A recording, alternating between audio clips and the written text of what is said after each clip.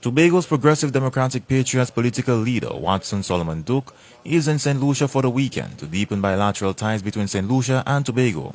According to the PDP leader, there continues to be an apparent disparity between the larger and smaller nations of the Caribbean region. He maintains that further collaboration among member states outside of the traditional CARICOM meetings hold opportunities to create a true sense of unity. There's no big brother, little brother. There's just one Caribbean. Everybody respect each other. You must be able to come Trinidad and fall in. Come to Tobago and fall in, and we mustn't see you as an alien. They must welcome you aboard as their brother, as their sister, as the case may be. So that's what we're looking for. That's what we're trying to start those conversations, how we could heal the rift between the big islands, small islands, who have this, who don't have that, who rich, who poor. Heal those rifts, what it would take to do that.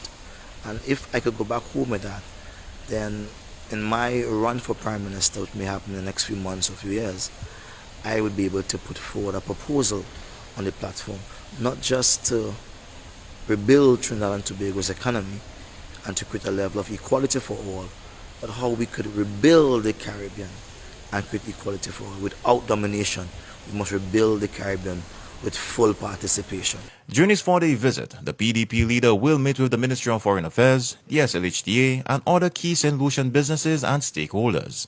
Duke's visit is, however, marred by news of his recent resignation from the post of Deputy Chief Secretary of the Tobago House of Assembly.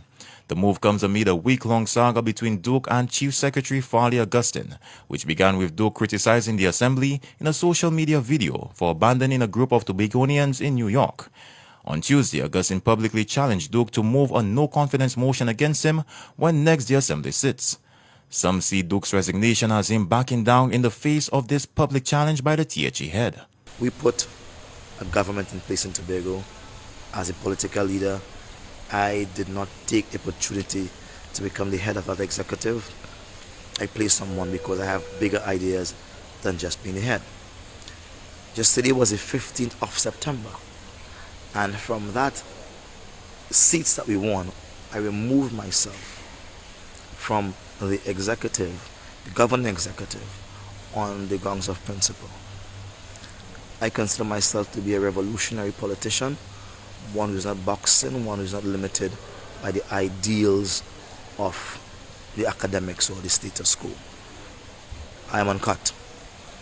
And I said to my team on many occasions that you have to remember the commitment we gave to people on the outside. It's about poor people. It's about bread and butter issues.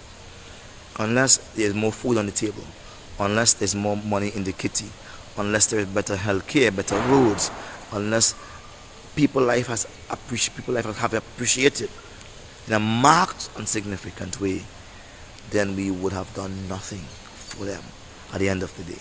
The political leader reveals that the actions of his colleagues are contrary to the people's will, and he can no longer afford to align himself with these practices. But there must be a marked, significant change for the better, and they have not done that. They are busy giving out contracts to persons who already have. They have given out 160 million TT in contracts to big contractors from Trinidad through sole selection. Right? Because they have the ability where they could do that, they did that. I've decided to remove myself. Because as a political leader of the party, I hold the trust of the people to keep them honest. It's difficult for me to be the Deputy Chief Secretary and keep them honest. It will not keep in sync with the whole responsibility called collective responsibility. Alright, so I must separate myself from them.